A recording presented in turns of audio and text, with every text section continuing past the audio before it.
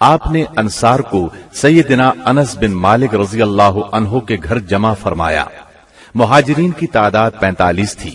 آپ مہاجرین اور انصار میں سے ایک ایک کو بلاتے گئے اور فرماتے گئے تم بھائی بھائی ہو۔ پھر ہوا یہ کہ یہ اخوت حقیقی اخوت سے بھی بڑھ گئی۔ اس موقع پر انصار نے جس فیاضی، ایثار اور میزبانی کا مظاہرہ کیا، انسانی تاریخ اس کی مثال پیش کرنے سے قاصر ہے۔ انصار نے مہاجر بھائیوں کی حیثیت مہمانوں کی نہ رہنے دی، بلکہ انہیں اپنی جائیداد اور کاروبار میں برابر کا حصے دار بنا لیا۔ اس طرح مہاجرین بہت جلد اپنے پیروں پر کھڑے ہو گئے۔ مہاجرین سے یہ انصار کی محبت ہی کا نتیجہ تھا کہ انہوں نے نبی صلی اللہ علیہ وسلم پر اپنے کھجوروں کے باغات پیش کیے کہ آپ ان باغات کو ان کے اور مہاجرین کے درمیان تقسیم کر دیں۔ آپ نے انکار فرمایا تو انصار نے مہاجرین سے کہا، آپ لوگ کام کر دیا کریں، ہم پھلوں میں آپ لوگوں کو شریک کر لیں گے۔ آپ صلی اللہ علیہ وسلم نے اس تجویز کو پسند فرمایا۔ سیدنا سعد بن ربیع رضی اللہ عنہ بڑے مالدار انصاری تھے۔ انہوں نے اپنے مہاجر بھائی سیدنا عبد الرحمن بن عوف رضی اللہ عنہ سے کہا، میرا مال آدھا آدھا تقسیم کر لو، میری 2 بیویاں ہیں، دیکھو جو تمہیں پسند ہو مجھے بتلا دو، میں اسے طلاق دے دیتا ہوں، عدت گزر جائے تو اس سے شادی کر لینا۔ یہ سن کر سیدنا عبد الرحمن بن عوف رضی اللہ عنہ نے فرمایا، اللہ آپ کے اہل اور مال میں برکت دے، مجھے آپ بازار کا راستہ بتا دیں۔ انہوں نے بنو قینقاع کے بازار کا پتہ بتلا دیا۔ یہ بازار چلے گئے، محنت مزدوری کی، واپسی پر ان کے پاس کچھ فاضل پنیر اور گھی تھا۔ پھر تھوڑے ہی دن گزرے تھے کہ انہوں نے مال بھی کمایا اور ایک انصاری عورت سے شادی بھی کی۔ مدینے میں مسلمانوں کے علاوہ 2 اور جماعتیں بھی تھیں۔ یہ دونوں جماعتیں ہر لحاظ سے مسلمانوں سے مختلف تھیں۔ ان کا عقیدہ، دین، مصلحتیں، ضروریات، جذبات اور احساسات بالکل مسلمانوں کے خلاف تھے، اور یہ دونوں جماعتیں تھیں مشرکین اور یہود کی۔ چنانچہ نبی اکرم صلی اللہ علیہ وسلم نے ایک عہد و پیمان مسلمانوں کے مابین کرایا اور ایک دوسرا عہد و پیمان مسلمانوں اور مشرکین نیز مسلمانوں اور یہود کے درمیان کرایا، اور اس بارے میں ایک تحریر بھی لکھی گئی جس کے خاص خاص نکات یہ ہیں۔ نمبر 1، قریش اور یثرب کے مومنین و مسلمین اور ان کے ماتحت ہو کر ان کے ساتھ ملنے والے اور جہاد کرنے والے بقیہ لوگوں سے الگ ایک امت ہیں۔ نمبر 2، ان کی دیت کی ادائیگی اور قیدی کی رہائی اہل ایمان کے درمیان سابق دستور کے مطابق ہوگی، اور یہ فدیے اور دیت میں اہل ایمان کی مدد کریں گے۔ نمبر 3، یہ لوگ مفسد، ظالم اور باغی کے خلاف ایک ہاتھ ہو کر اٹھیں گے، چاہے وہ ان کی اپنی اولاد ہی کیوں نہ ہو۔ نمبر 4، کوئی مومن کسی مومن کو کافر کے بدلے قتل نہیں کرے گا اور نہ کسی مومن کے خلاف کسی کافر کی مدد کرے گا۔ نمبر 5، اللہ کا ذمہ ایک ہے، لہذا ایک معمولی آدمی کا دیا ہوا ذمہ بھی سارے مسلمانوں پر لاگو ہوگا۔ نمبر 6، جو یہود مسلمانوں کے پیروکار ہو جائیں ان کی مدد کی جائے گی اور وہ دوسرے مسلمانوں کی طرح ہوں گے۔ نمبر 7، مسلمانوں کی صلح ایک ہوگی۔ نمبر 8، جو کسی مومن کو قصدن قتل کر دے اس سے قصاص لیا جائے گا، سوائے اس صورت کے کہ مقتول کے ولی راضی ہو جائیں، اور اہل ایمان پر ضروری ہے کہ سب قاتل کے خلاف اٹھ کھڑے ہوں۔ نمبر 9، کسی مومن کے لیے حلال نہیں کہ کسی ہنگامہ برپا کرنے والے یا بدعتی کی مدد کرے یا اسے ٹھکانہ مہیا کرے۔ نمبر 10، ان کے درمیان کسی بات میں اختلاف ہو تو اسے اللہ اور اس کے رسول کی طرف لوٹایا جائے گا۔ اس عہد و پیمان کے علاوہ نبی اکرم صلی اللہ علیہ وسلم نے مختلف اوقات اور موقعوں پر مسلمانوں سے اسلامی اخوت کا حق بھی بیان فرمایا۔ انہیں آپس میں تعاون، مدد، اتحاد و یگانگت، غم گساری اور خبر گیری کی ترغیب دی، یہاں تک کہ یہ اخوت تاریخ کی انتہائی بلندیوں تک پہنچ گئی۔ باقی رہے مشرکین تو ان کا معاملہ اور تھا۔ ان کی اکثریت اپنے سرداروں اور بڑوں سمیت مسلمان ہو چکی تھی، اور ان میں اتنی سخت نہیں تھی کہ مسلمانوں کے مقابلے میں کھڑے ہو سکیں، لہذا ان سے نبی اکرم صلی اللہ علیہ وسلم نے یہ عہد لیا کہ کوئی مشرک قریش کی جان و مال کو پناہ نہیں دے گا اور نہ کسی مومن کے آگے اس کی حفاظت کے لیے رکاوٹ بنے گا۔ اس عہد کے بعد ان کی طرف سے کوئی اندیشہ نہ رہا۔ باقی رہے یہود، تو ان کے ساتھ نبی اکرم صلی اللہ علیہ وسلم نے جو معاہدہ کیا اس کے خاص نکات یہ ہیں۔ نمبر 1، یہود مسلمانوں کے ساتھ ایک امت ہوں گے، ان کے لیے ان کا دین اور مسلمانوں کے لیے مسلمانوں کا دین ہوگا، ان کے ذمے ان کا خرچ ہوگا اور مسلمانوں کے ذمے مسلمانوں کا خرچ ہوگا۔ نمبر 2، جو طاقت اس معاہدے کے کسی بھی فریق سے جنگ کرے گی یا یثرب پر حملہ کرے گی، سب آپس میں اس کے خلاف تعاون کریں گے اور ہر ایک اپنی جانب کا دفاع کرے گا۔ نمبر 3، اس معاہدے کے شرکاء کے درمیان خیر خواہی، خیر اندیشی اور نیکوکاری کے تعلقات ہوں گے، گناہ کے نہیں۔ نمبر 4، آدمی اپنے حلیف کے جرم میں نہیں پکڑا جائے گا۔ نمبر 5، مظلوم کی مدد کی جائے گی۔ نمبر 6، جب تک جنگ برپا رہے گی یہود بھی مسلمانوں کے ساتھ خرچ برداشت کریں گے۔ نمبر 7، اس معاہدے کے شرکاء پر یثرب میں ہنگامہ آرائی اور کشت و خون حرام ہوگا۔ نمبر 8، اگر ان میں کوئی ہنگامہ یا جھگڑا برپا ہو جائے تو اس کا فیصلہ اللہ اور اس کے رسول کریں گے۔ نمبر 9، قریش اور ان کے مددگاروں کو پناہ نہیں دی جائے گی۔ نمبر 10، یہ معاہدہ کسی ظالم یا مجرم کے لیے آڑ نہیں بنے گا۔ اس معاہدے کی روح سے یثرب کے سارے باشندے مسلمان، مشرکین اور یہود ایک ہی وحدت کی لڑی میں پرو دیے گئے۔ مدینہ اور اس کے اطراف کو ملا کر ایک آزاد اور خود مختار حکومت قائم ہو گئی۔ اس میں مسلمانوں کا کلمہ نافذ تھا اور اس کے سربراہ محمد صلی اللہ علیہ وسلم تھے۔ اس دوران 1 اور 2 ہجری میں کئی اہم واقعات پیش آئے، ان میں سے کچھ اس طرح ہیں۔ اسی دوران میں قبلے کی تبدیلی کا حکم آیا۔ مکہ مکرمہ سے ہجرت کر کے مدینہ منورہ آنے کے بعد 16 یا 17 ماہ تک مسلمان بیت المقدس کی طرف رخ کر کے نماز پڑھتے رہے۔ اب حکم آیا کہ خانہ کعبہ یعنی مسجد الحرام کی طرف منہ کر کے نماز ادا کی جائے۔ اسی سال میں رمضان المبارک کے روزے رکھنے اور زکوٰۃ ادا کرنے کے احکام نازل ہوئے۔ پھر عیدین کی نماز اور صدقۃ الفطر کا حکم دیا گیا۔ اسی سال میں پہلی عید الفطر اور پہلی عید الاضحیٰ پڑھی گئی۔ اسی سال نبی کریم صلی اللہ علیہ وسلم نے اپنی پیاری بیٹی سیدہ فاطمہ رضی اللہ عنہا کی شادی سیدنا علی رضی اللہ عنہ سے کی۔ سب سے بڑھ کر یہ کہ اسی سال میں مسلمانوں پر حکم الہی سے جہاد فرض کیا گیا اور مسلمانوں کو اپنے دفاع کا حق دیا گیا۔ مکہ معظمہ میں صرف تبلیغ کا حکم تھا، اب اپنے تحفظ میں تلوار اٹھانے کا حکم آ گیا۔ چنانچہ سریوں اور غزوات کا آغاز ہوا۔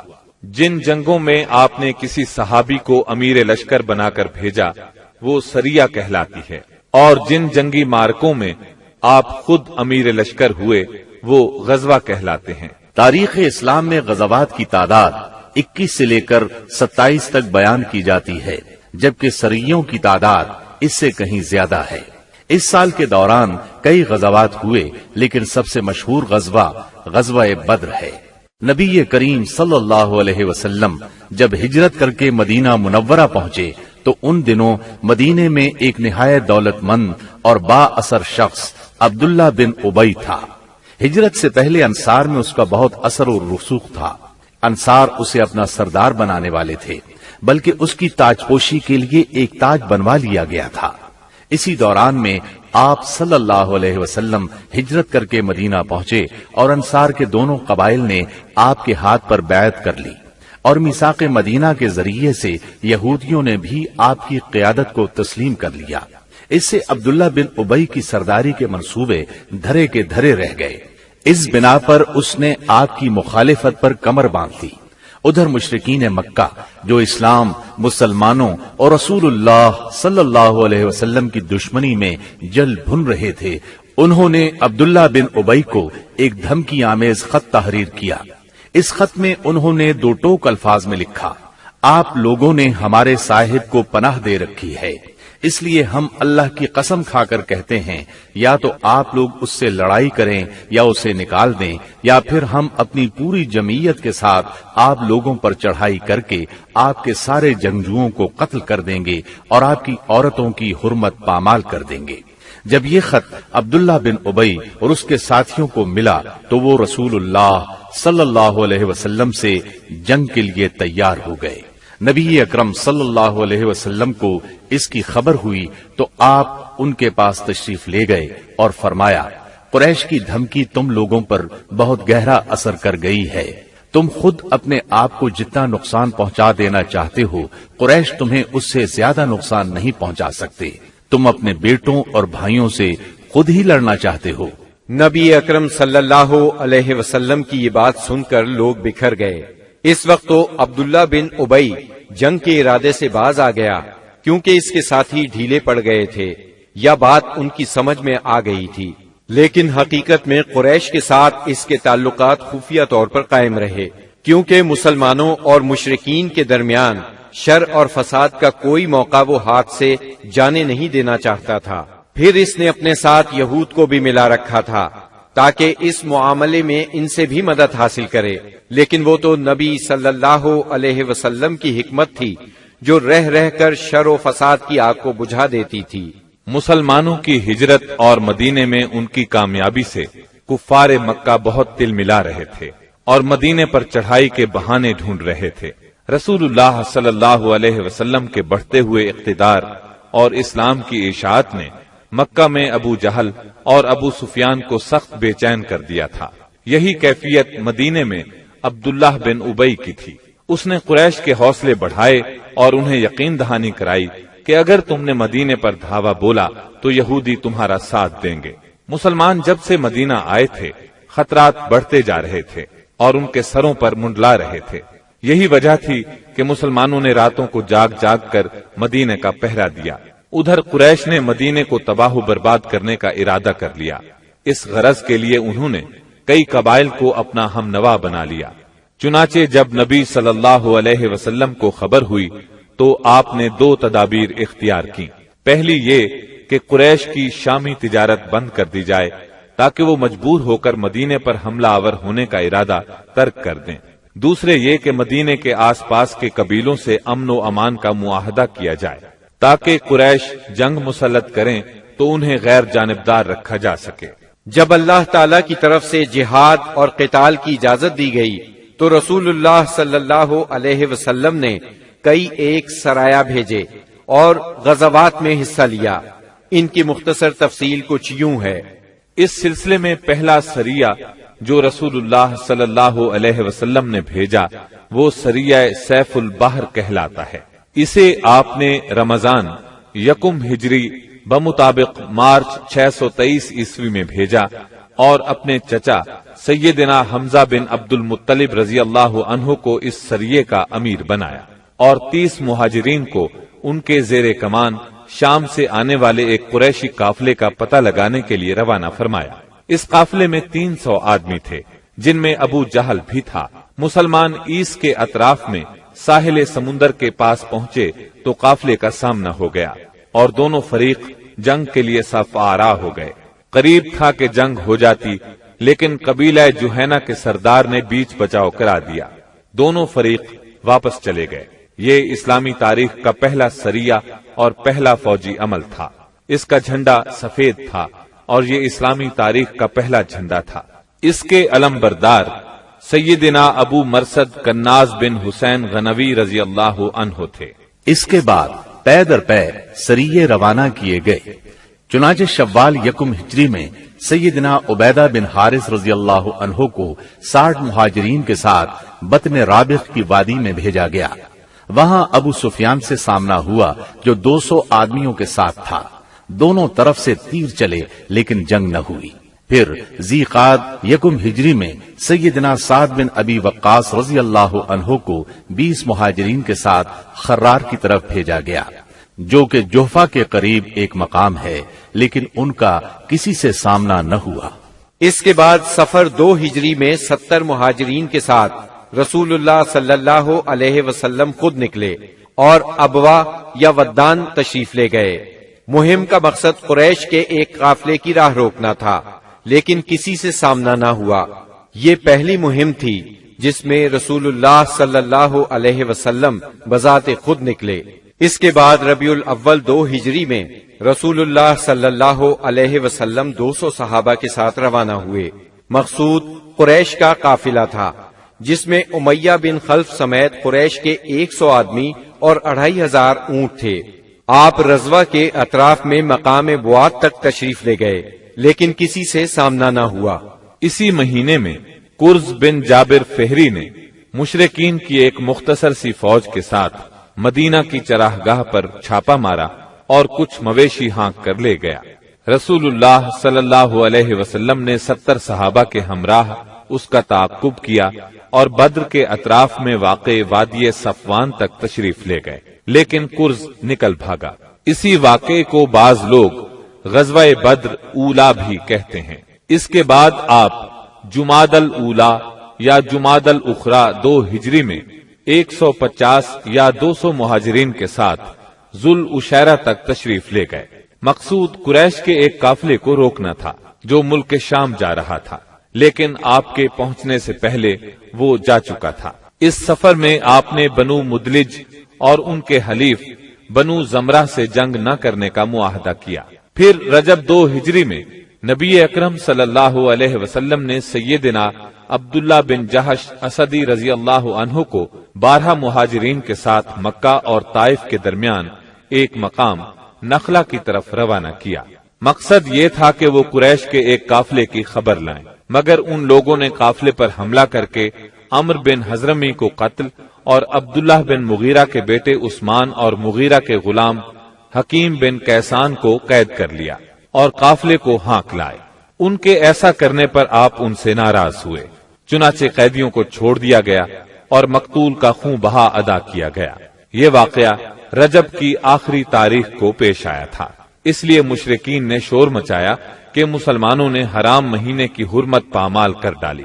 اس پر سورہ بقرہ کی آیت 217 نازل ہوئی۔ يسألونك عن الشهر الحرام قتال فيه قل قتال فيه كبير وصد عن سبيل الله وكفر به والمسجد الحرام وإخراج أهله منه أكبر عند الله والفتنة أكبر من القتل۔ لوگ آپ سے حرام مہینے میں لڑائی کے بارے میں پوچھتے ہیں، آپ کہہ دیجئے اس میں جنگ کرنا بڑا گناہ ہے، اور اللہ کی راہ سے روکنا اور اس کے ساتھ کفر کرنا، مسجد حرام سے روکنا اور اس کے باشندوں کو وہاں سے نکالنا، یہ سب اللہ کے نزدیک اور زیادہ بڑا جرم ہے اور فتنہ قتل سے بڑھ کر ہے۔ یہ تھی جنگی نقل و حرکت جو مدینہ منورہ اور اس کے اطراف کے امن کی حفاظت کے لیے نبی صلی اللہ علیہ وسلم اور مسلمانوں نے قائم کر رکھی تھی۔ اس سے قریش کو یہ بتلانا بھی مقصود تھا کہ اگر وہ اپنے شر سے باز نہ آئے تو انجام برا ہوگا، لیکن وہ اپنی خودسری اور تکبر میں بڑھتے ہی چلے گئے۔ چنانچہ بدر کے میدان میں انہوں نے اس کی سزا پا لی اور جزا بہرحال گھاٹے ہی کی تھی۔ 17 رمضان 2 ہجری کو غزوہ بدر ہوا۔ یہ قریش اور مسلمانوں کے درمیان پہلا فیصلہ کن معرکہ تھا۔ اس کا سبب یہ ہوا کہ رسول اللہ صلی اللہ علیہ وسلم جس قافلے کے لیے ذوالعشیرہ تک تشریف لے گئے تھے اور وہ بچ کر شام چلا گیا تھا، آپ صلی اللہ علیہ وسلم اس کی طاق میں تھے اور اس کی خبر لانے کے لیے آپ نے شام کے مقام ہورا تک طلحہ بن عبید اللہ اور سعید بن زید رضی اللہ عنہما کو بھیجا۔ چنانچہ جیسے ہی یہ قافلہ وہاں سے گزرا، انہوں نے فوراً مدینہ منورہ خبر پہنچائی۔ اس قافلے میں اہل مکہ کی بڑی دولت تھی، یعنی 1000 اونٹ جن پر کم از کم 262 کلو سونے کی مالیت کا سامان تھا، اور اس کی حفاظت کے لیے صرف 40 آدمی تھے۔ خبر ملتے ہی رسول اللہ صلی اللہ علیہ وسلم نے صحابہ کرام رضی اللہ عنہم کو نکلنے کی دعوت دی، تاہم نکلنا ضروری نہیں قرار دیا۔ چنانچہ اس دعوت پر 313، 314 یا 317 صحابہ نے لبیک کہا۔ ان میں 82 یا 83 یا پھر 86 مہاجرین تھے اور بقیہ انصار، اور پھر انصار میں سے 61 قبیلہ اوس سے تھے اور 170 قبیلہ خزرج سے تھے۔ انہوں نے مکمل تیاری بھی نہیں کی تھی۔ سواری میں صرف 2 گھوڑے، ایک سیدنا زبیر بن عوام اور دوسرا سیدنا مقداد بن اسود کندی کے پاس تھا، اور 70 اونٹ تھے۔ 8 یا 12 رمضان المبارک 2 ہجری کو یہ مختصر فوج لے کر رسول اللہ صلی اللہ علیہ وسلم مدینہ منورہ سے نکلے تو بدر منزل مقصود تھی۔ یہ مدینہ منورہ کے جنوب مغرب میں 155 کلومیٹر کے فاصلے پر واقع ہے۔ اسے ہر طرف سے بلند پہاڑوں نے گھیر رکھا ہے، زیادہ حصہ ریتلا ہے۔ ساحل سمندر یہاں سے قریباً 10 میل کے فاصلے پر ہے۔ یہاں پانی کا ایک چشمہ ہے اور ارد گرد باغات موجود ہیں۔ اس قافلے کے سالار ابو سفیان تھے، جو بہت ہوشیار اور چوکنے آدمی تھے۔ ہر آنے جانے والے سے مسلمانوں کی نقل و حرکت کے بارے میں معلوم کرتے رہتے تھے۔ ابھی وہ بدر سے کافی دور تھے کہ انہیں مسلمانوں کے نکلنے کا علم ہو گیا۔ چنانچہ انہوں نے فوراً قافلے کا رخ مغرب کی طرف پھیر کر ساحل کا راستہ پکڑ لیا اور بدر کا راستہ مکمل طور پر چھوڑ دیا۔ ساتھ ہی زمزم بن عمرو غفاری کو اجرت دے کر مکہ بھیجا کہ جس قدر جلد ممکن ہو انہیں مسلمانوں کے نکلنے کی اطلاع دے دیں۔ اس نے خبر پہنچائی تو اہل مکہ نہایت تیزی سے تیار ہوئے اور سب کے سب نکلے۔ ابو لہب کے سوا بڑوں میں سے کوئی پیچھے نہ رہا۔ آس پاس کے قبائل کے لوگ بھی ساتھ لے لیے۔ جب یہ لشکر مقام جحفہ پر پہنچا تو ابو سفیان کا پیغام ملا۔ اس میں اس نے اپنے بچ نکلنے کی اطلاع دی تھی اور یہ مطالبہ کیا تھا کہ مکہ واپس پلٹ جائیں۔ چنانچہ لوگوں نے واپسی کا ارادہ کر لیا، مگر ابو جہل نے اپنے تکبر اور اکڑ کی وجہ سے واپس جانے سے انکار کر دیا۔ قریش کی فوج میں 1000 آدمی تھے، جن کے پاس 100 گھوڑے اور 600 زرہیں تھی اور اونٹ کثرت سے تھے۔ ایک طرف انہیں اپنی کثرت پر ناز اور ساز و سامان پر فخر تھا، تو دوسری طرف نبی کریم صلی اللہ علیہ وسلم عز و انکسار سے اللہ کی بارگاہ میں ہاتھ پھیلائے دعا کر رہے تھے۔ آپ کی دعا کے الفاظ یہ تھے: اے باری تعالی، اگر مسلمانوں کی یہ مٹھی بھر جماعت ہلاک ہو گئی تو روئے زمین پر کبھی تیری عبادت نہ کی جائے گی۔ اے اللہ، اگر تو چاہے تو آج کے بعد کبھی تیری عبادت نہ کی جائے۔ آپ نے خوب تضرع اور خلوص سے دعا کی، یہاں تک کہ آپ کی چادر آپ کے کندھوں سے گر گئی۔ سیدنا ابو بکر رضی اللہ عنہ نے چادر درست کی اور عرض کیا: اے اللہ کے رسول، بس کریں۔ آپ نے اپنے رب سے جی بھر کے دعا فرما لی۔ دونوں لشکر آمنے سامنے آئے تو سب سے پہلے مشرکین میں سے بہترین سالار عتبہ، شیبہ اور ولید بن عتبہ میدان میں نکلے۔ عتبہ اور شیبہ ربیہ کے بیٹے تھے۔ انہوں نے للکار کر کہا: آؤ، تم میں سے کون ہمارے مقابلے پر آتا ہے؟ مقابلے کے لیے انصار کے 3 جوان نکلے، ایک اوف، دوسرے معوذ، یہ دونوں حارث کے بیٹے تھے، تیسرے عبداللہ بن رواحہ رضی اللہ عنہم۔ قریشیوں نے کہا: تم کون لوگ ہو؟ انہوں نے کہا: ہم انصار کی ایک جماعت ہیں۔ قریشیوں نے کہا: آپ لوگ شریف مد مقابل ہیں، لیکن ہمیں آپ سے سروکار نہیں، ہم تو اپنے چچیرے بھائیوں کو چاہتے ہیں۔ پھر ان کے منادی نے آواز لگائی: محمد، ہمارے پاس ہماری قوم کے ہمسروں کو بھیجو۔ رسول اللہ صلی اللہ علیہ وسلم نے فرمایا: عبیدہ بن حارث اٹھو، حمزہ اٹھو، علی اٹھو۔ جب یہ لوگ اٹھے اور قریشیوں کے قریب پہنچے تو انہوں نے پوچھا: آپ کون لوگ ہیں؟ انہوں نے اپنا تعارف کرایا۔ قریشیوں نے کہا: آپ لوگ شریف مد مقابل ہیں۔ اس کے بعد معرکہ آرائی ہوئی۔ سیدنا عبیدہ بن حارث نے عتبہ بن ربیہ سے مقابلہ کیا، سیدنا حمزہ نے شیبہ سے اور سیدنا علی نے ولید سے۔ سیدنا حمزہ اور سیدنا علی نے اپنے اپنے مد مقابل کو جھٹ مار لیا، لیکن عبیدہ بن حارث اور ان کے مد مقابل کے درمیان ایک ایک وار کا تبادلہ ہوا اور دونوں میں سے ہر ایک نے دوسرے کو گہرا زخم لگایا۔ اتنے میں سیدنا علی اور سیدنا حمزہ اپنے اپنے شکار سے فارغ ہو کر آ گئے آتے ہی عتبہ پر ٹوٹ پڑے، اس کا کام تمام کیا اور سیدنا عبیدہ کو اٹھا لائے۔ ان کا پاؤں کٹ گیا تھا اور آواز بند ہو گئی تھی، جو مسلسل بند ہی رہی، یہاں تک کہ جنگ کے چوتھے یا پانچویں دن جب مسلمان مدینے سے واپس ہوتے ہوئے وادی صفرا سے گزر رہے تھے، ان کا انتقال ہو گیا۔ مبارزت کا نتیجہ مشرکین کے لیے برا ثابت ہوا، چنانچہ وہ غصے سے بے قابو ہو کر مسلمانوں کی صفوں میں تندی کے ساتھ ٹوٹ پڑے، گھمسان کا رن پڑا اور کشتوں کے پشتے لگ گئے۔ اس سے مشرکین کی صفوں میں اضطراب کی لہر دوڑ گئی۔ طاغوت اکبر ابو جہل ملعون نے اپنی صفوں میں اضطراب کی ابتدائی لہر دیکھی تو چاہا کہ اس سیلاب کے سامنے ڈٹ جائے، چنانچہ وہ اپنے لشکر کو للکارتا ہوا تکبر کے ساتھ کہنے لگا، لات و عزا کی قسم، ہم اس وقت تک واپس نہیں ہوں گے جب تک انہیں رسیوں میں نہ جکڑ لیں۔ دیکھو تمہارا کوئی آدمی ان کے کسی آدمی کو قتل نہ کرے، بلکہ انہیں پکڑو اور گرفتار کرو تاکہ ہم ان کو اس حرکت کا مزہ چکھائیں۔ لیکن اسے اس غرور کی حقیقت کا بہت جلد پتہ لگ گیا، کیونکہ چند ہی لمحے بعد مسلمانوں کے حملے کی تندی کے سامنے مشرکین کی صفیں پھٹنا شروع ہو گئیں۔ البتہ ابو جہل اب بھی اپنے گرد مشرکین کا ایک غول لیے جمع ہوا تھا۔ اس غول نے ابو جہل کے چاروں طرف تلواروں کی باڑ اور نیزوں کا ایک جنگل قائم کر رکھا تھا، لیکن غیرت مند مسلمانوں کے اسلامی ہجوم کی آندھی نے اس باڑ کو بھی بکھیر دیا اور اس جنگل کو بھی اکھیڑ دیا۔ اس کے بعد یہ طاغوت اکبر دکھائی پڑا۔ مسلمانوں نے دیکھا کہ وہ ایک گھوڑے پر چکر کاٹ رہا ہے، ادھر اس کی موت دو انصاری جوانوں کے ہاتھوں اس کا خون چوسنے کی منتظر تھی۔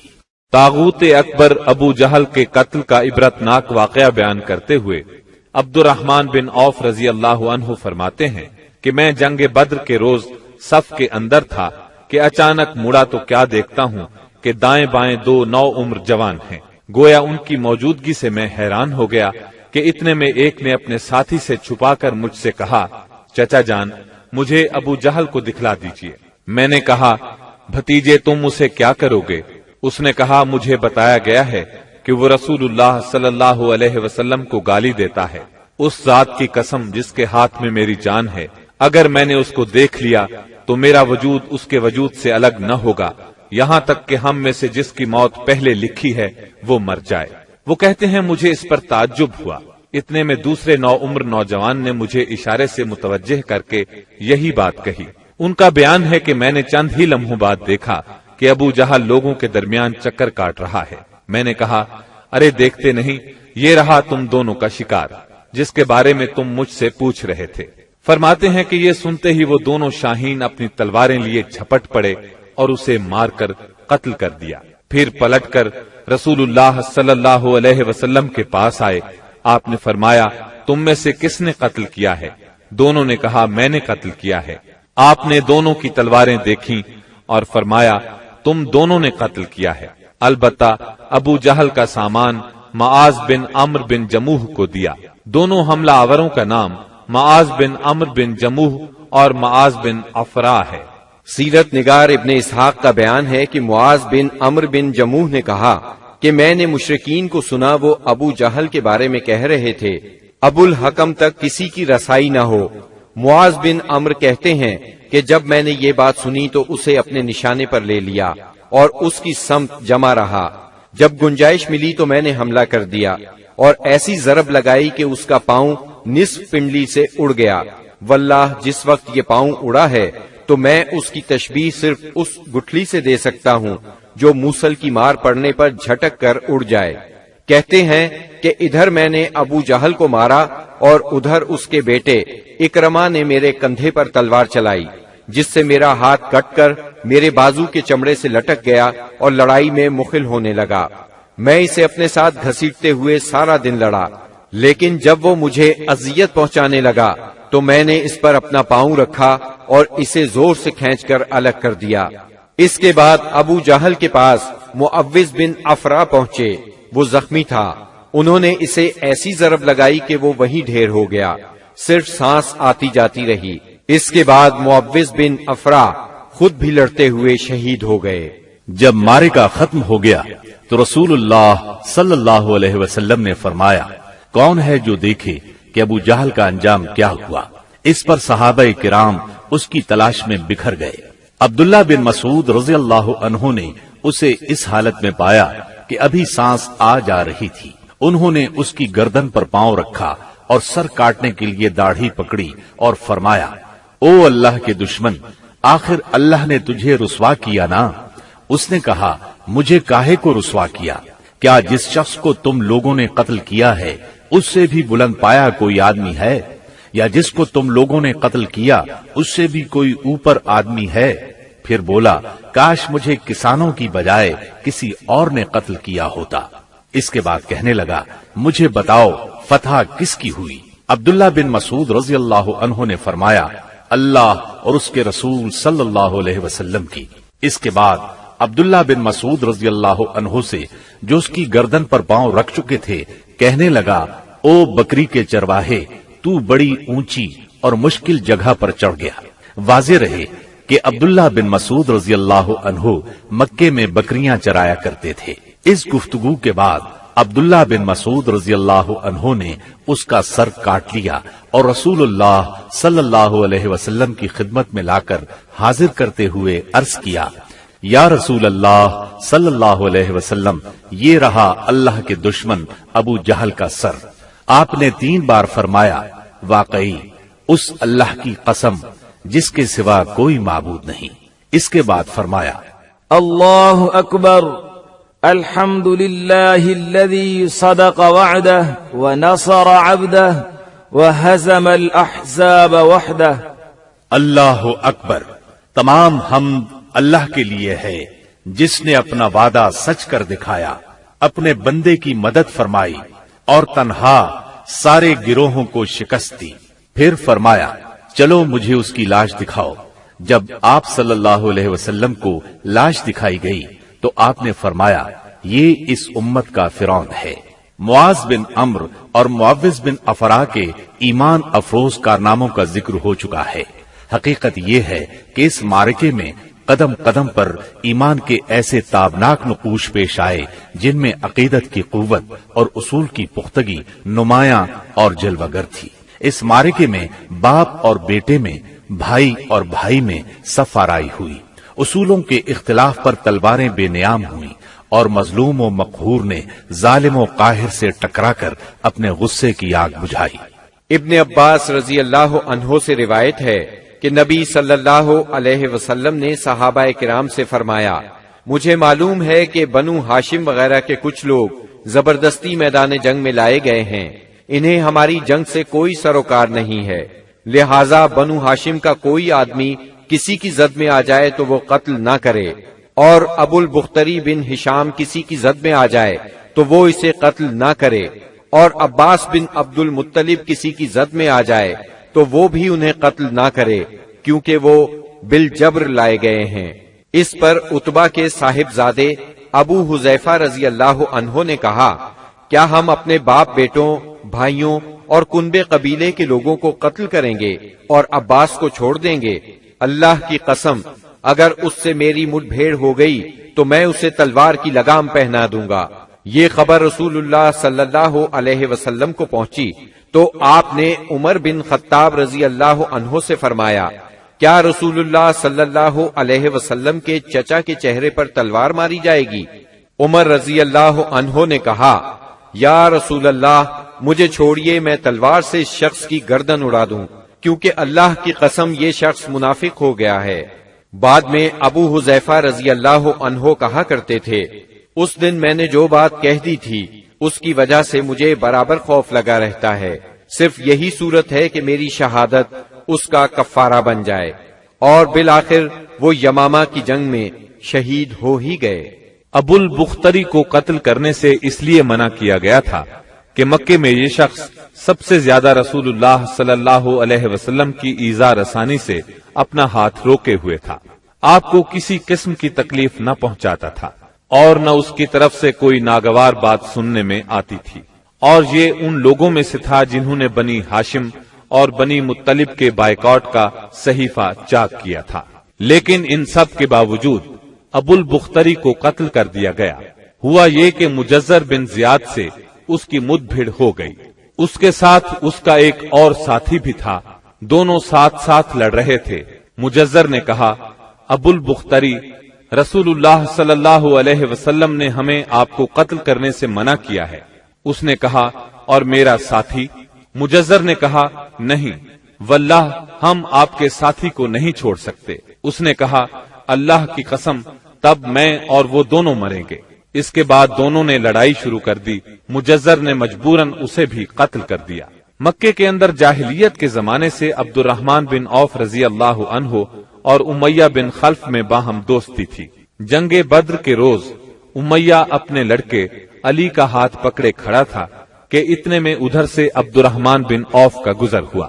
وہ دشمن سے کچھ زرہیں چھین کر لادے لیے جا رہے تھے۔ امیہ نے انہیں دیکھ کر کہا، کیا تمہیں میری ضرورت ہے؟ میں تمہاری ان زرہوں سے بہتر ہوں۔ آج جیسا منظر تو میں نے دیکھا ہی نہیں۔ کیا تمہیں دودھ کی حاجت نہیں؟ مطلب یہ تھا کہ جو مجھے قید کرے گا میں اسے فدیے میں خوب ددھیل اونٹنیاں دوں گا۔ یہ سن کر عبد الرحمن بن عوف رضی اللہ عنہ نے زرہیں پھینک دی اور دونوں کو گرفتار کر کے آگے بڑھے۔ عبد الرحمن بن عوف رضی اللہ عنہ کہتے ہیں کہ میں امیہ اور اس کے بیٹے کے درمیان چل رہا تھا کہ امیہ نے پوچھا، آپ لوگوں میں کون سا آدمی تھا جو اپنے سینے پر شتر مرغ کا پر لگائے ہوئے تھا؟ میں نے کہا، وہ حمزہ بن عبد المطلب رضی اللہ عنہ تھے۔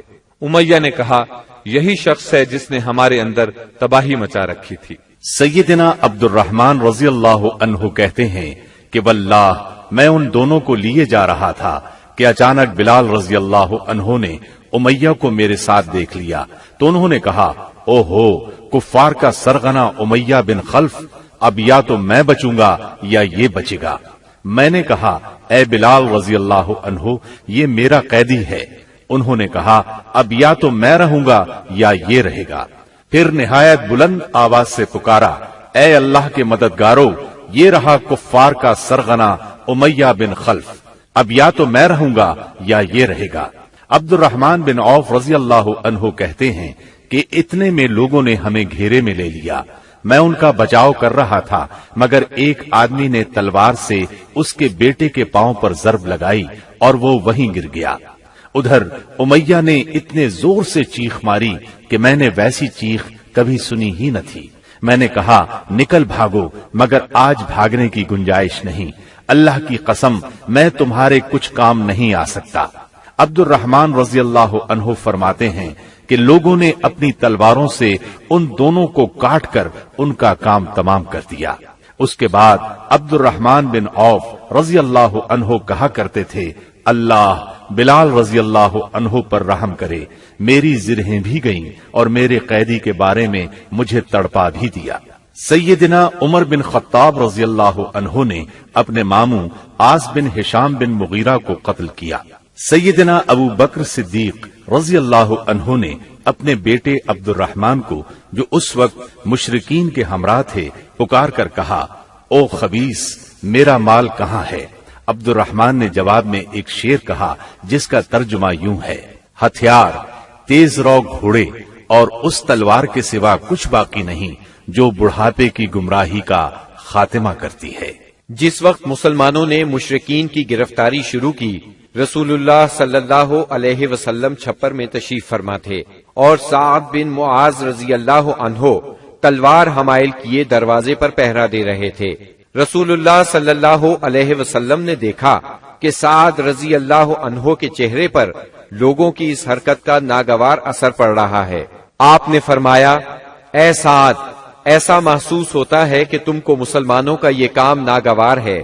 انہوں نے کہا، جی ہاں، اللہ کی قسم، اے اللہ کے رسول، یہ اہل شرک کے ساتھ پہلا معرکہ ہے جس کا موقع اللہ نے ہمیں فراہم کیا ہے، اس لیے اہل شرک کو باقی چھوڑنے کی بجائے مجھے یہ بات زیادہ پسند ہے کہ انہیں خوب قتل کیا جائے اور اچھی طرح کچل دیا جائے۔ اس جنگ میں عکاشہ بن محسن اسدی رضی اللہ عنہ کی تلوار ٹوٹ گئی۔ وہ رسول اللہ صلی اللہ علیہ وسلم کی خدمت میں حاضر ہوئے۔ آپ نے انہیں ایک چھڑی تھما دی اور فرمایا، عکاشہ، اسی سے لڑائی کرو۔ عکاشہ نے اسے رسول اللہ صلی اللہ علیہ وسلم سے لے کر ہلایا تو وہ ایک لمبی مضبوط اور چمچم کرتی ہوئی سفید تلوار میں تبدیل ہو گئی۔ پھر انہوں نے اسی سے لڑائی کی یہاں تک کہ اللہ نے مسلمانوں کو فتح نصیب فرمائی۔ اس تلوار کا نام اون یعنی مدد رکھا گیا تھا۔ یہ تلوار مستقلاً عکاشہ رضی اللہ عنہ کے پاس رہی اور وہ اسی کو لڑائیوں میں استعمال کرتے رہے، یہاں تک کہ دور صدیقی میں مرتدین کے خلاف جنگ کرتے ہوئے شہید ہو گئے۔ اس وقت بھی یہ تلوار ان کے پاس ہی تھی۔ خاتمہ جنگ کے بعد مصعب بن عمیر ابدری رضی اللہ عنہ اپنے بھائی ابو عزیز عمیر ابدری کے پاس سے گزرے۔ ابو عزیز نے مسلمانوں کے خلاف جنگ لڑی تھی اور اس وقت ایک انصاری صحابی اس کا ہاتھ باندھ رہے تھے۔ مصعب نے اس انصاری سے کہا، اس شخص کے ذریعے اپنے ہاتھ مضبوط کرنا، اس کی ماں بڑی مالدار ہے، وہ غالباً تمہیں اچھا فدیہ دے گی۔ اس پر ابو عزیز نے اپنے بھائی مصعب رضی اللہ عنہ سے کہا، کیا میرے بارے میں تمہاری یہی وصیت ہے؟ مصعب رضی اللہ عنہ نے فرمایا، ہاں، تمہاری بجائے یہ انصاری میرا بھائی ہے۔ جب مشرکین کی لاشوں کو کنویں میں ڈالنے کا حکم دیا گیا اور عتبہ بن ربیعہ کو کنویں کی طرف گھسیٹ کر لے جایا جانے لگا تو رسول اللہ صلی اللہ علیہ وسلم نے اس کے صاحبزادے ابو حذیفہ رضی اللہ عنہ کے چہرے پر نظر ڈالی، دیکھا تو غمزدہ تھے، چہرہ بدلا ہوا تھا۔ آپ صلی اللہ علیہ وسلم نے فرمایا، ابو حذیفہ، غالباً اپنے والد کے سلسلے میں تمہارے دل کے اندر کچھ احساسات ہیں۔ انہوں نے کہا، نہیں واللہ یا رسول اللہ، میرے اندر میرے باپ کے بارے میں اور ان کے قتل کے بارے میں ذرا بھی لرزش نہیں، البتہ میں اپنے باپ کے متعلق جانتا تھا کہ ان میں سوجھ بوجھ ہے، دور اندیشی اور فضل و کمال ہے، اس لیے میں آس لگائے بیٹھا تھا کہ یہ خوبیاں انہیں اسلام تک پہنچا دیں گی، لیکن اب ان کا انجام دیکھ کر اور اپنی توقع کے خلاف کفر پر ان کا خاتمہ دیکھ کر مجھے افسوس ہے۔ اس پر رسول اللہ صلی اللہ علیہ وسلم نے سیدنا ابو حذیفہ رضی اللہ عنہ کے حق میں دعائے خیر فرمائی اور ان سے بھلی بات کہی۔ آخرکار اسلام نے کفر پر فتح پائی۔ اس غزوہ بدر میں قریش کا سردار ابو جہل بھی مارا گیا۔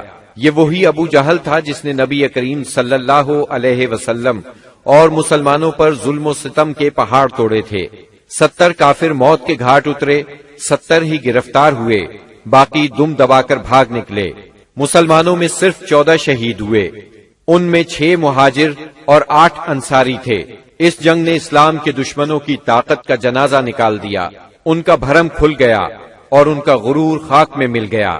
جب رسول اللہ صلی اللہ علیہ وسلم مدینہ پہنچ چکے تو آپ نے قیدیوں کے بارے میں مشورہ کیا۔ سیدنا ابو بکر نے فدیہ لینے کی رائے دی، جبکہ سیدنا عمر کی رائے یہ تھی کہ انہیں قتل کر دیا جائے۔ انہوں نے فرمایا، میرا قریبی میرے حوالے کریں اور میں اسے قتل کروں۔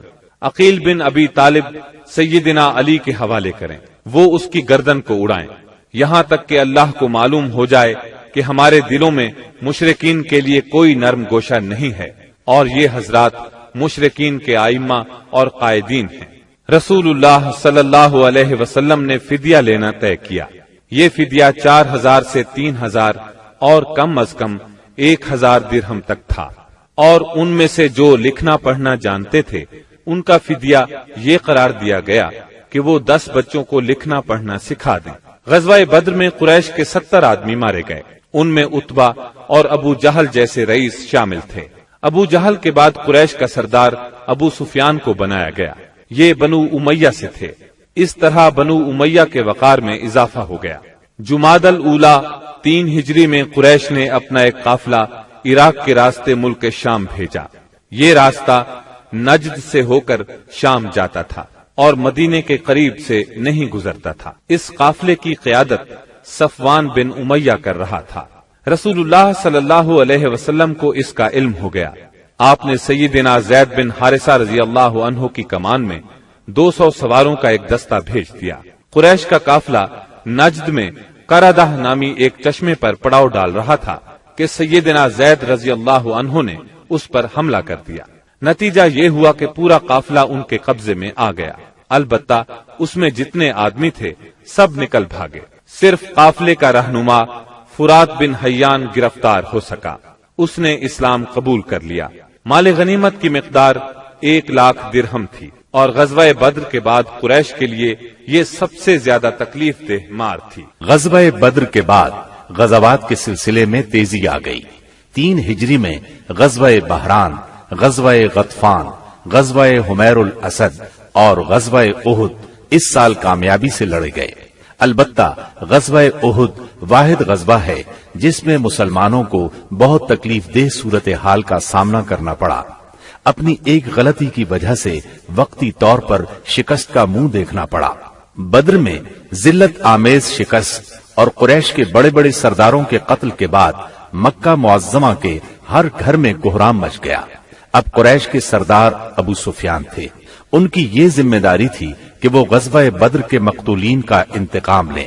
چنانچہ مشرکین نے بدر سے واپسی پر منت مانی کہ وہ جب تک مسلمانوں سے بدر کا انتقام نہیں لیں گے غسل جنابت نہیں کریں گے۔ ایک روز ابو جہل کا بیٹا اکرمہ مقتولین کے رشتہ داروں کو ساتھ لے کر ابو سفیان کے پاس گیا اور کہا، محمد نے ہماری قوم کو فنا کر دیا ہے، اب ہم نے تہیہ کر لیا ہے کہ مسلمانوں کا نام صفحہ ہستی سے حرف غلط کی طرح مٹا کر دم لیں گے۔ اس طرح قریش کے شعلہ فشاں شاعروں نے انتقام کی آگ کو خوب ہوا دی۔ اس طرح سارا عرب گویا آتش فشاں بن گیا۔ ادھر مسلمان بھی یہ بات اچھی طرح جانتے تھے کہ قریش مکہ اپنے 70 سرداروں کا انتقام ضرور لیں گے۔ چنانچہ مسلمان کفار مکہ کی سرگرمیوں سے باخبر رہنے کی پوری کوشش کر رہے تھے۔ شوال 3 ہجری میں رسول اللہ صلی اللہ علیہ وسلم کو اطلاع ملی کہ قریش کا لشکر مدینہ منورہ کی طرف بڑھ رہا ہے اور اس کی تعداد 3000 ہے۔ اس پر آپ نے صحابہ کرام رضی اللہ عنہم سے مشورہ کیا۔ اکثر مہاجرین اور تجربہ کار صحابہ نے مشورہ دیا کہ خواتین کو ایک محلے میں جمع کر دیا جائے اور شہر کے اندر رہ کر مقابلہ کیا جائے۔ عبداللہ بن ابی منافق نے بھی یہی رائے دی، لیکن نوجوان صحابہ کے ایک گروہ نے اس بات پر اصرار کیا کہ شہر سے نکل کر دشمن کا مقابلہ کیا جائے۔ دراصل یہ نوجوان صحابہ کم عمر ہونے کی وجہ سے غزوہ بدر میں شرکت نہیں کر سکے تھے، اس لیے ان پر جوش طاری تھا۔ نبی اکرم صلی اللہ علیہ وسلم گھر تشریف لائے اور زرہ پہن کر باہر تشریف لے گئے۔ اب لوگوں کو ندامت محسوس ہوئی کہ کیوں شہر سے باہر جا کر لڑنے کا مشورہ دیا۔ چنانچہ انہوں نے کہا، اگر آپ پسند فرمائیں تو شہر میں رہ کر دشمن سے مقابلہ کیا جائے۔ جواب میں آپ نے فرمایا، رسول کو زیبا نہیں کہ ہتھیار پہن کر بغیر قتال کے اتار دے۔ چنانچہ آپ 1000 کا لشکر لے کر مدینہ منورہ سے نکلے۔ اس کے بعد نبی صلی اللہ علیہ وسلم نے لشکر کو 3 حصوں میں تقسیم کیا۔ مہاجرین کا دستہ، اس کا پرچم سیدنا مصعب بن عمیر رضی اللہ عنہ کو عطا کیا۔ قبیلہ اوس کا دستہ، اس کا علم اسید بن حزیر رضی اللہ عنہ کو عطا فرمایا۔ تیسرا قبیلہ خزرج کا دستہ، اس کا علم حباب بن منذر رضی اللہ عنہ کو عطا فرمایا۔ پورا لشکر 1000 مردان جنگی پر مشتمل تھا، جن میں 100 زرہ پوش اور 50 شاہ سوار تھے۔ سیدنا ابن ام مکتوم رضی اللہ عنہ کو اس کام پر مقرر فرمایا کہ وہ مدینے کے اندر رہ جانے والے لوگوں کو نماز پڑھائیں گے۔ اس کے بعد کوچ کا اعلان فرمایا اور لشکر نے شمال کا رخ کیا۔ سیدنا سعد بن معاذ اور سعد بن عبادہ رضی اللہ عنہما زرہ پہنے نبی صلی اللہ علیہ وسلم کے آگے آگے چل رہے تھے۔ رات احد اور مدینے کے درمیان بسر کی۔ طلوع فجر سے کچھ پہلے آپ پھر چل پڑے اور مقام شوق پہنچ کر نماز فجر ادا کی۔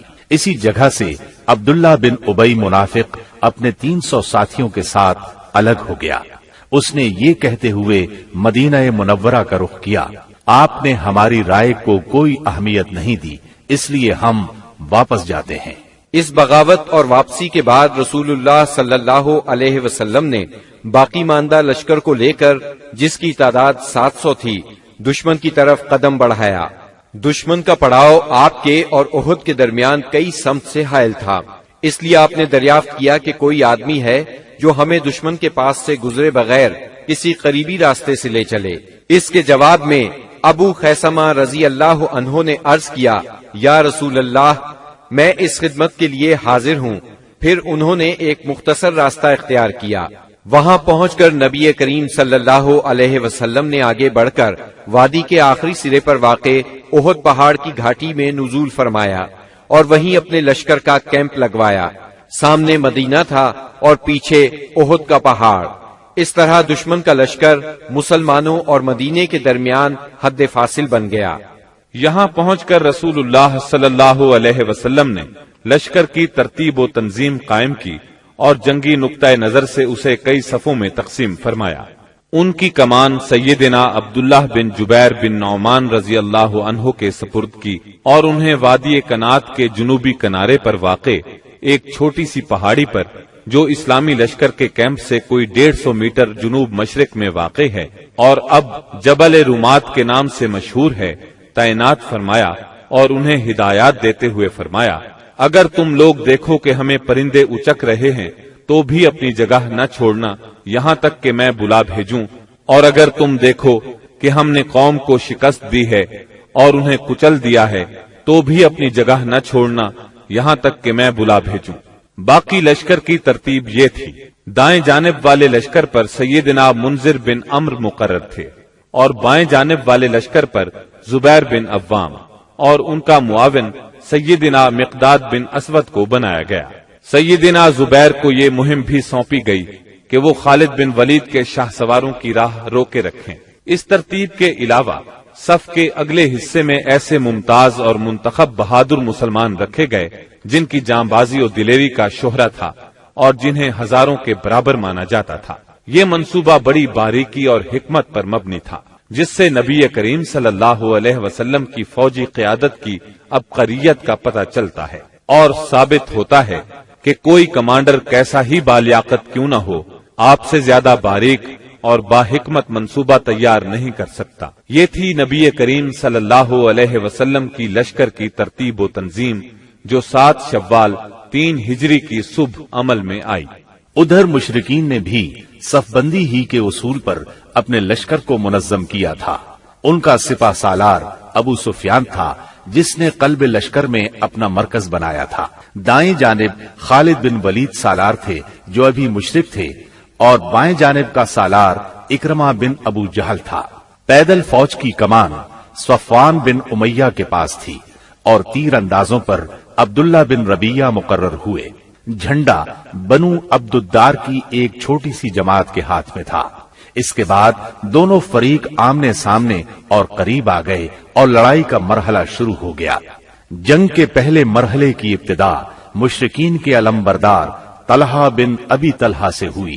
اس نے مسلمانوں کو للکارا۔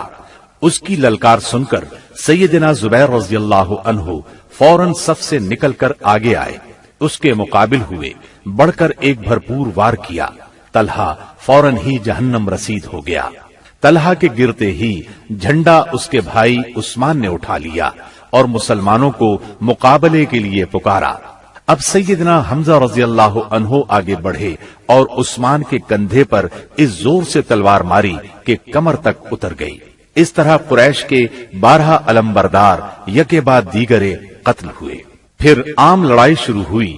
گھمسان کی جنگ چھڑ گئی۔ اس میں مسلمانوں کا پلہ بھاری رہا۔ مشرکین شکست کھا کر بھاگ نکلے۔ انہیں جوش دلانے والی عورتیں بھی بھاگ کھڑی ہوئیں۔ مسلمانوں نے مشرکین کو گھیر لیا، انہیں مارنے لگے، ساتھ ساتھ مال غنیمت لوٹنے لگے۔ ایسے میں درے پر موجود 50 تیر اندازوں سے وہ غلطی ہو گئی جس نے لڑائی کا پانسا پلٹ دیا۔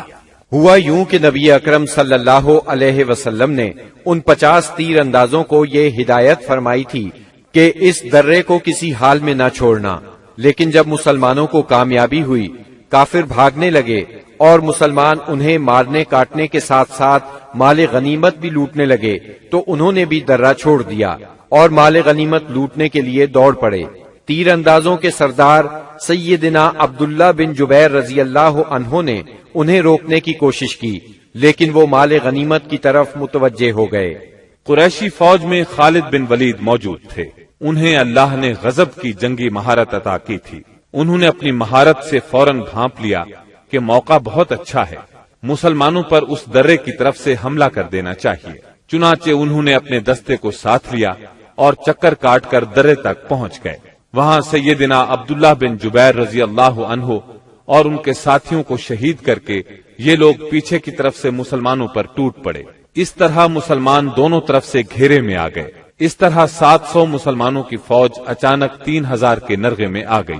زبردست جنگ ہوئی، 70 صحابہ شہید ہو گئے، مسلمان منتشر ہو کر رہ گئے۔ اسلامی فوج کے علم بردار سیدنا مصعب بن عمیر رضی اللہ عنہ کی شکل و صورت رسول اللہ صلی اللہ علیہ وسلم سے بہت ملتی جلتی تھی۔ وہ شہید ہو گئے تو بعض لوگوں نے سمجھا رسول اللہ صلی اللہ علیہ وسلم شہید ہو گئے۔ اس خبر سے اسلامی فوج بد دل ہو گئی، ان میں سراسیمگی پھیل گئی، وہ مایوس ہو گئے۔ بڑے بڑے بہادروں کی طاقت جواب دے گئی۔ کچھ دیر بعد اتفاق سے کعب بن مالک رضی اللہ عنہ نے رسول اللہ صلی اللہ علیہ وسلم کو دیکھ لیا۔ وہ بلند آواز سے پکارے، مسلمانوں، رسول اللہ صلی اللہ علیہ وسلم زندہ ہے۔ مسلمان اس طرف لپکے اور آپ کو حلقے میں لے لیا۔ لڑائی کے دوران میں ایک پتھر آپ صلی اللہ علیہ وسلم کی پیشانی مبارک پر لگا، اس سے زرہ کی 2 کڑیاں آپ کی پیشانی میں دھس گئیں۔ ایک اور پتھر آ کر لگا، اس سے آپ کے 2 دانت شہید ہو گئے۔ مسلمانوں کے پھر پلٹ آنے پر آخر کافروں کو بھاگتے بنی۔ 70 مسلمانوں کی لاشیں خون اور مٹی میں لت پت پڑی تھیں۔ کفار نے انتقام کی آگ کو اس طرح ٹھنڈا کیا کہ ان میں سے اکثر کے ناک اور کان کاٹ لیے۔ آپ کے چچا سیدنا حمزہ رضی اللہ عنہ کی ناش کے بھی ناک کان کاٹ ڈالے گئے۔ سرور کائنات صلی اللہ علیہ وسلم نے چچا کی لاش دیکھی تو آپ دیدہ ہو گئے، تاہم صبر فرمایا۔ قریش مکہ کے لیے دعا فرمائی، اے اللہ میری قوم کو ہدایت فرما کیونکہ وہ مجھے نہیں جانتے۔ اس کے بعد آپ مسلمان زخمیوں اور شہیدوں کی خبر لینے کے لیے میدان میں تشریف لائے۔ بعض لوگ اس وقت تک بعض شہداء کو مدینے کی طرف لے چلے تھے۔ آپ نے انہیں حکم دیا کہ انہیں ان کی شہادت گاہوں میں واپس لایا جائے اور سارے شہداء کو غسل اور نماز جنازہ کے بغیر ان کے کپڑوں ہی میں دفن کیا جائے۔ آپ نے 2 اور 3 شہیدوں کو ایک ہی قبر میں دفن کیا، اور ایسا بھی ہوا کہ 2 شہیدوں کو ایک ہی کپڑے میں دفن کیا گیا۔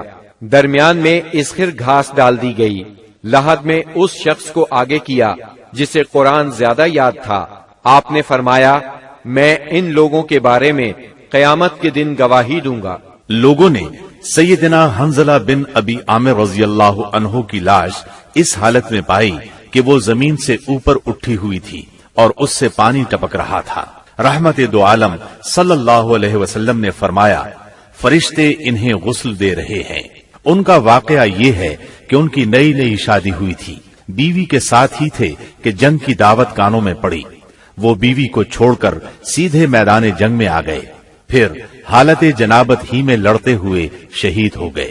چنانچہ فرشتوں نے انہیں غسل دیا، اس لیے انہیں غسیل الملائکہ کہا جاتا ہے۔ سیدنا حمزہ رضی اللہ عنہ کو اتنی چھوٹی چادر میں دفنا دیا گیا کہ اگر سر ڈھانکا جاتا تو پاؤں کھل جاتے تھے اور پاؤں ڈھانکے جاتے تو سر کھل جاتا تھا۔ چنانچہ پاؤں پر ازخر گھاس ڈال دی گئی۔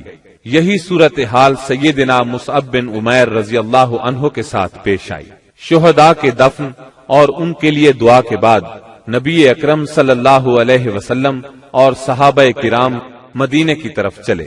راستے میں کچھ عورتیں ملی جن کے عزیز شہید ہوئے تھے۔ نبی صلی اللہ علیہ وسلم نے انہیں تسلی دی اور ان کے لیے دعا فرمائی۔ بنو دینار کی ایک خاتون آئی جن کے شوہر، بھائی اور باپ شہید ہو گئے تھے۔ جب انہیں ان کے عزیزوں کی شہادت کی خبر دی گئی تو بولی، رسول اللہ صلی اللہ علیہ وسلم کی کیا خبر ہے؟ انہیں بتایا گیا رسول اللہ صلی اللہ علیہ وسلم خیریت سے ہیں۔ وہ بولی، میں آپ کو دیکھنا چاہتی ہوں۔ لوگوں نے اشارے سے بتایا۔ جب ان کی نظر آپ پر پڑی تو بولی، کل مصیبت بعدک جلل، کہ آپ کے بعد ہر مصیبت ہیچ ہے۔ مدینے پہنچ کر مسلمانوں نے ہنگامی حالت میں رات گزاری۔ جسموں پر زخم ہی زخم تھے، تھکن سے بدن چور چور تھے اور غم و الم کی کیفیت طاری تھی۔ اس کے باوجود وہ مدینے کا پہرا دیتے رہے اور رسول اللہ صلی اللہ علیہ وسلم کی پہرے داری کرتے رہے۔ ادھر رسول اللہ صلی اللہ علیہ وسلم نے محسوس کیا کہ دشمن کی نقل و حرکت پر نظر رکھنا ضروری ہے تاکہ وہ مدینے کا رخ کریں تو ان سے کھلے میدان ہی میں 2 ہاتھ کر لیے جائیں۔ چنانچہ صبح ہوئی تو آپ نے اعلان فرمایا دشمن سے مقابلے کے لیے چلنا ہے، اور صرف وہی آدمی جا سکتا ہے جو احد کی لڑائی میں شریک تھا۔ اس پر لوگوں نے کہا ہم نے بات سنی اور مانی۔ چنانچہ سب لوگ مدینہ منورہ سے روانہ ہوئے۔ آپ نے 8 میل دور ہمراء الاسد کے مقام پر پہنچ کر پڑاؤ ڈالا۔ ادھر مشرکین نے مدینہ منورہ سے 36 میل دور مقام روحا پر پڑاؤ ڈالا اور مدینے پر دوبارہ چڑھائی کرنے کا مشورہ شروع کر دیا۔ انہیں افسوس اس بات کا تھا کہ انہوں نے ایک بہترین موقع کھو دیا۔ ایسے میں معبد بن ابی معبد خزائی آپ کی خدمت میں حاضر ہوا۔ یہ آپ کے خیر خواہوں میں سے تھا۔ ہمراء الاسد نے آپ کے سامنے پہنچ کر اس نے احد کے واقعے پر تعزیت کی۔ آپ نے اس سے فرمایا تم جا کر ابو سفیان سے ملو اور اس کی حوصلہ شکنی کرو۔ معبد روحا پہنچا۔ اس وقت تک مشرکین مدینے کی طرف پلٹ پڑنے کا فیصلہ کر چکے تھے۔